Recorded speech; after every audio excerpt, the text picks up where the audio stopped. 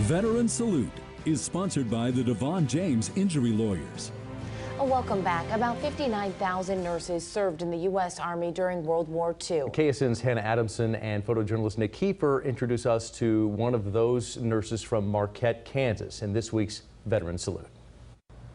In 1945, Mary Nolan decided to join the military as an Army nurse. She received orders to Fort Riley, where she met then General Ike Eisenhower, then to Fitzsimmons, the tubercular hospital for the entire military, tending to 200 patients each night. We covered 3 wards. One nurse, you went from ward to ward, rain, sleet, or snow. But it wasn't until Mary Nolan received orders to Lowry Air Force Base she says she had the assignment of a lifetime. I reported to the chief nurse, reporting ma'am, and she said, without getting up from her desk, said, "You're out of uniform." Finally, she opened her desk drawer and threw out captain's bars. I'd been promoted. While at Lowry, Nolan achieved her dream of working the surgical wards, one of her wards always on standby in the event of a plane crash. We had a crash, probably 10 victims, several broken backs. One tail gunner in the crash suffering severe burns. Nolan tending to the patient for 4 months before he was transferred to a burn center. They would want to do treatment on him, and he'd say, "Not till the captain comes." I can almost see that little face today.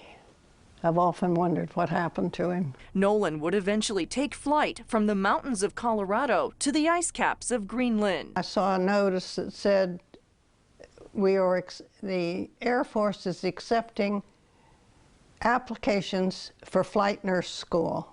And I thought, aha, I'll apply. I don't even know what flight nurse school is.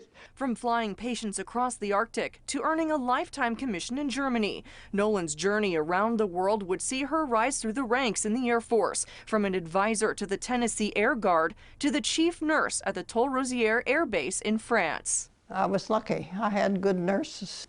With good nurses, you do all right. Nolan's final assignment was Keesler Air Force Base in Mississippi. I had 100 nurses and 200 airmen on my staff. That was a job. Nolan would retire after 23 years, a feat she says was made possible with the help of an extraordinary band of sisters. I had, through the years, good chief nurses, and I listened. I knew what they said and how they dealt with it, and so I thought, well, do the best I can. Nolan says even at 101 years of age, she'd go right back to military life if she was called upon to do so. She also says she's still in contact with many of the nurses she worked with and mentored through the years. Here for you, Hannah Adamson, KSN News 3. On behalf of Devon James Injury Lawyers, we're honored to recognize this week's veteran, Mary Nolan. Mary Kay, we're excited to present you this check for $500. Thank you so much for your service. There's always someone, some child that could use a little help. That's probably how it'll go. Veteran Salute is sponsored by the Devon James Injury Lawyers.